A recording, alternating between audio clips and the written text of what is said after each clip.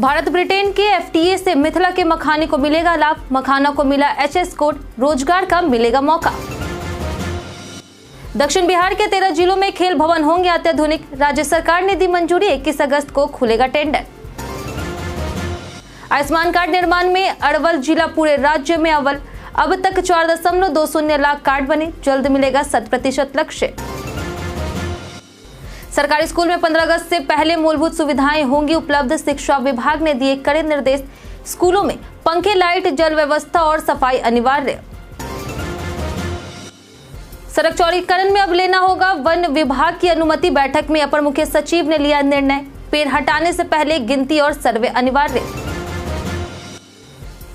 Railway में paramedical के 434 पदों पर बहाली, 9 अगस्त से शुरू होगा ऑनलाइन आवेदन, 18 से 40 वर्ष आयु वाले कर सकते हैं अप्लाई। एशिया कप 2025 का शेड्यूल हुआ घोषित, 9 से 28 सितंबर तक यूएई में खेला जाएगा टूर्नामेंट, 8 टीमें लेंगी भाग। तो ये थी आज की टॉप हेडलाइंस। अब नजर डालते हैं उन 25 बड़ी खबरों पर जो आपको जानना है जरूरी। इंटेलिजेंस ब्यूरो में 4,987 पदों पर निकली भर्ती। इंटेलिजेंस ब्यूरो ने सिक्योरिटी असिस्टेंट और एग्जीक्यूटिव के 4,987 पदों पर भर्ती के लिए अधिसूचना जारी की है। आवेदन प्रक्रिया 26 जुलाई से शुरू होकर के 17 अगस्त 2025 तक चलेगी, जबकि फीस भुगतान की अंतिम तिथि 19 अगस्त है। उम्मीदवारों को 10वीं पास होना आवश्यक है और चयनित अभ्यर्थियों को 21,700 से 69,100 तक आवेदन मिलेगा। आयु सीमा 18 से 27 वर्ष है, जिसमें आरक्षित वर्गों को छूट मिलेगी। चयन प्रक्रिया 3 चरणों में होगी। टियर 1 100 अंक 1 घंटे की परीक्षा होगी, टियर 2 में 50 अंक वो भी 1 घंटे की और इंटरव्यू 50 अंक की। टियर 1 में नेगेटिव मार्किंग लागू होगी। योग्य उम्मीदवार वेबसाइट के माध्यम से आवेदन कर सकते हैं। भारत ब्रिटेन के एफटीए से मिथिला के मखाने को मिलेगा लाभ। भारत ब्रिटेन की फ्री ट्रेड एग्रीमेंट एफटीए में मिथिलांचल को बड़ा लाभ मिलेगा। मखाना को अब एचएस कोड मिल गया है, जिससे इसका स्वतंत्र निर्यात संभव होगा। इससे उत्पादन, प्रोसेसिंग और निर्यात में तेजी आएगी। मधुबनी पेंटिंग, सिक्की उत्पाद, आम, पापड़, अचार और मिष्ठान जैसे पारंपरिक उत्पादों की भी अंतर्राष्ट्रीय मांग बढ़ेगी। इससे क्षेत्रीय रोजगार में इजाफा होगा। हर साल करीब 4 करोड़ के मखाने का निर्यात होता है, जो अब बढ़ने की उम्मीद है। एचएस कोड से किसानों और कारोबारियों को सरकारी योजनाओं और प्रोत्साहनों का लाभ मिलेगा। एफटीए से भारत को 99% उत्पादों पर ब्रिटेन में टैक्स फ्री निर्यात की सुविधा मिलेगी, जबकि भारत ब्रिटिश उत्पादों पर टैरिफ कम करेगा। इससे व्यापारिक संबंध मजबूत होंगे। सरकारी स्कूलों में 15 अगस्त से पहले मूलभूत सुविधाएं होंगी उपलब्ध। शिक्षा विभाग के अपर मुख्य सचिव डॉक्टर एस सिद्धार्थ ने सभी जिला शिक्षा पदाधिकारियों और क्षेत्रीय उप निदेशकों को निर्देश दिया है कि 15 अगस्त से पहले सभी सरकारी स्कूलों में बच्चों और शिक्षकों के लिए बुनियादी सुविधाएं सुनिश्चित की जाए। उन्होंने बताया कि स्कूलों को पहले ही 50,000 की राशि दी जा चुकी है, फिर भी निरीक्षण में कई कमियां पाई गई। पत्र में विद्यालय परिसर की साफ सफाई, विद्युतीकरण, कार्यशील लाइट और पंखे, पेयजल चलित जल सहित शौचालय की व्यवस्था को ठीक करने के निर्देश दिए गए। बालक बालिकाओं और महिला शिक्षिकाओं के लिए अलग शौचालय जरूरी बताया गया है। टूटे फर्नीचर और कबाड़ हटाने और ई शिक्षा कोष पोर्टल पर तस्वीरें अपलोड करने को भी कहा गया है। पटना में 16 अगस्त से पॉलीथीन पर लगेगा जुर्माना। पटना नगर निगम ने स्वच्छता सर्वेक्षण 2025 में 5 स्टार रैंकिंग का लक्ष्य तय करते हुए नो प्लास्टिक फैंटास्टिक अभियान शुरू किया है। 15 अगस्त तक जागरूकता अभियान चलेगा, जिसके बाद 16 अगस्त से 2 अक्टूबर तक सिंगल यूज प्लास्टिक पर सख्त कार्रवाई होगी। गंगा घाटों की सफाई पर विशेष जोर है, जिसमें कॉलेज, छात्र और संस्था बीइंग हेल्पर सहयोग कर रहे हैं। शुभम कुमार को नमामि गंगे का ब्रांड एम्बेसडर बनाया गया है। नगर आयुक्त ने बताया कि प्लास्टिक भूजल प्रदूषण और ड्रेनेज जाम का बड़ा कारण है। प्लास्टिक उपयोग पर सीलिंग और आर्थिक दंड की कार्रवाई होगी। 13 जिलों में खेल भवन होंगे अपग्रेड।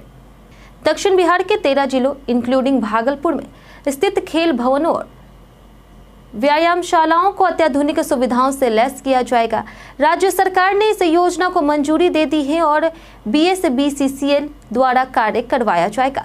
भागलपुर के सैंडिस कंपाउंड स्थित खेल भवन में साइनेज, AC, CCTV, जेनसेट और वार्षिक रखरखाव की व्यवस्था की जाएगी। इन कार्यों के लिए ठेका एजेंसी की बहाली प्रक्रिया शुरू हो चुकी है। 21 अगस्त को टेंडर खुलेगा और चयनित एजेंसी को 2 महीने में काम पूरा करना होगा। कुल 4.99 करोड़ रुपए खर्च होंगे। अन्य शामिल जिलों में रोहतास, भोजपुर, पटना, गया, अरवल, औरंगाबाद, जहानाबाद, नवादा, लखीसराय, जमुई, खगड़िया और बांका है। रेलवे में पैरामेडिकल भर्ती शुरू, 434 पदों पर 9 अगस्त से होगा आवेदन। रेलवे भर्ती बोर्ड ने पैरामेडिकल विभाग में 434 पदों पर भर्ती शुरू की है। इच्छुक उम्मीदवार 9 अगस्त से 8 सितंबर तक rrbpatna.gov.in पर ऑनलाइन आवेदन कर सकते हैं। यह भर्तियां नर्सिंग अधीक्षक 272 पद, फार्मासिस्ट के 105 पद, मलेरिया निरीक्षक के 33 पद, डायलिसिस टेक्नीशियन के 4 पद, एक्सरे टेक्नीशियन के 4 पद, ईसीजी टेक्नीशियन के 4 पद और लैब असिस्टेंट के 12 पद के लिए है। पात्रता पद के अनुसार 12वीं डिप्लोमा या डिग्री है। आयु सीमा 18 से 40 वर्ष है। वहीं परीक्षा कंप्यूटर आधारित होगी। आवेदन शुल्क आरक्षित वर्ग के लिए 250 रुपए और अन्य के लिए 500 रुपए है। पटना के उम्मीदवार आरआरबी पटना का चयन कर सकते हैं। आरआरबी ने फर्जी एजेंटों से सतर्क रहने की सलाह दी है। विश्वविद्यालय परिसर में बन रहा ऑडिटोरियम, लैब और हॉस्टल। भवन निर्माण विभाग बिहार पशु विज्ञान विश्वविद्यालय में आधुनिक सुविधाओं से युक्त शैक्षणिक, प्रशासनिक और आवासीय भवनों का निर्माण कर रहा है। 224.53 एकड़ में फैले इस परिसर में auditorium, sports complex, guest house, छात्रावास, शोध और प्रशिक्षण केंद्र शामिल है। डेयरी इंजीनियरिंग, प्रशासनिक ब्लॉक, कम्युनिटी सेंटर, प्रयोगशालाएं और कुलपति आवास जैसे कई भवनों का निर्माण पूरा हो चुका है। छात्रों और वैज्ञानिकों के लिए उच्च गुणवत्ता की आवश्यक सुविधाएं विकसित की जा रही। विश्वविद्यालय ग्रीन बिल्डिंग फीचर्स और अत्याधुनिक तकनीकों से सुसज्जित होगा। शेष निर्माण कार्य तेजी से प्रगति पर है और जल्द पूरा करने का निर्देश दिया गया। आयुष्मान कार्ड बनवाने के मामले में अरवल जिला टॉप पर। अरवल जिले ने पिछले 1 साल में आयुष्मान कार्ड निर्माण में पूरे राज्य में प्रथम स्थान बनाए रखा है। जिले को 4.72 लाख कार्ड का लक्ष्य मिला था, जिसमें से अब तक 4.20 लाख कार्ड बन चुके हैं। यह कार्य मिशन मोड में चल रहा है और जल्द ही 100% लक्ष्य पूरा होने की उम्मीद है। जिलाधिकारी कुमार गौरव के निर्देश पर विभिन्न विभागों के अधिकारी और कर्मी घर घर जाकर के कार्ड बना रहे, साथ ही जागरूकता अभियान भी चलाया जा रहा है।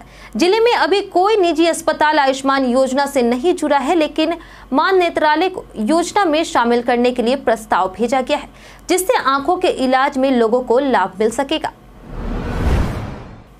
प्रदेश के सभी प्रारंभिक विद्यालयों में होगी स्मार्ट क्लास की व्यवस्था। नई राष्ट्रीय शिक्षा नीति 2020 के तहत प्रदेश के सभी 71,223 प्रारंभिक विद्यालयों में आईसीटी लैब और स्मार्ट क्लास की व्यवस्था की जाएगी, ताकि बच्चों को तकनीकी शिक्षा से जोड़ा जा सके। हर कक्षा में बेंच डेस्क का समुचित रखरखाव होगा। जिला शिक्षा पदाधिकारियों को निर्देश दिया गया है कि आकस्मिकता मद से प्रत्येक स्कूल को 50,000 रुपए दिए जाएंगे। स्वतंत्रता दिवस पर सभी विद्यालयों की तस्वीरें लेकर के ई शिक्षा कोष पोर्टल पर अपलोड की जाएगी। विद्यालय की इमारत, उपकरण, पेयजल आदि की स्थिति भी पोर्टल पर डाली जाएगी। साथ ही छात्रों, शिक्षकों की संख्या, स्मार्ट क्लास, कंप्यूटर लैब और स्कूल की स्थापना से जुड़ी जानकारी भी पोर्टल पर अनिवार्य रूप से दर्ज की जाएगी।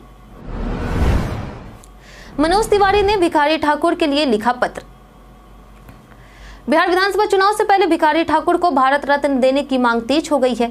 भाजपा सांसद मनोज तिवारी और सारण सांसद राजीव प्रताप रूडी ने गृह मंत्री अमित शाह और प्रधानमंत्री को पत्र लिखकर सम्मान की मांग की है। भिखारी ठाकुर ने भोजपुरी भाषा, लोक नाट्य और सामाजिक मुद्दों पर काम कर समाज में जागरूकता फैलाई। उनकी रचनाएं जैसे विदेशिया, बेटी बेचवा आज भी प्रासंगिक है। वे केवल कलाकार नहीं बल्कि जन गायक, लोक मसीहा और सांस्कृतिक योद्धा थे। समाज का मानना है कि उन्हें भारत रत्न से सम्मानित किया जाना चाहिए। सड़क चौड़ीकरण में वन विभाग की अनुमति अब अनिवार्य।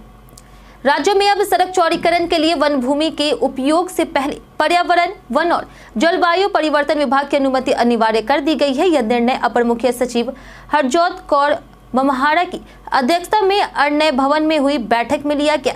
बैठक में तय हुआ कि पेड़ों की गिनती और संयुक्त निरीक्षण का कार्य पथ निर्माण विभाग के साथ प्राथमिकता से होगा।